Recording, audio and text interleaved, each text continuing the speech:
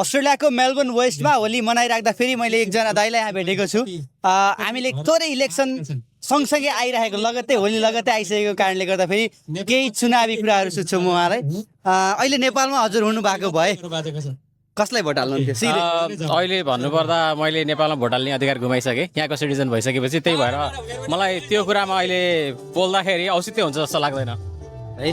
तर कसले जित्नुपर्छ जस्तो चाहिँ के लाग्छ हजुरलाई? अब परिवर्तन चाहेको हो त, परिवर्तन चाहँदैमा ध्वस्त गराउनेले परिवर्तन गर्छन् भन्ने छैन है। तपाईँले अस्ट्रेलियन सिटिजनसिप पछाडि त्याग्ने अथवा नेपाल फर्किने सम्भावना कति देख्नु भएको? यस्तो सम्भावना सबैको रहन्छ, तर मलाई के लाग्छ भने सबैजनाले बाहना चाहिँ आफ्नै छोराछोरीको मात्रै देखाउँछन्। तपाईँले बाहना देखाउने कि नदेखाउने? म अहिले सबैलाई जे भनिरहेको छु तपाईँलाई के लाग्छ? मैले बनाएर भनिरहेको छु कि जेन्युन भनिरहेको छु? तपाईँले जेन्युन भन्नु भएको भएर म तपाईँलाई होइन, परिस्थितिले जे गर्छ म त्यही नै गर्छु। म अहिले जान्छु भनेर भोलि नजाँदाखेरि पनि मलाई मान्छेले मजाको पात्र बनाउन सक्छ, र अहिले जान्न भनेर भोलि जाँदा पनि मजाको पात्र बनाउन सक्छन्। त्यही भएर परिस्थितिले जे गर्छ म त्यही गर्न रेडी छु। एउटा क्वेसन सोधेँ अन्तमा, अस्ट्रेलियामा आएको कति भयो? 17 वर्ष। 17 वर्ष भइसक्यो।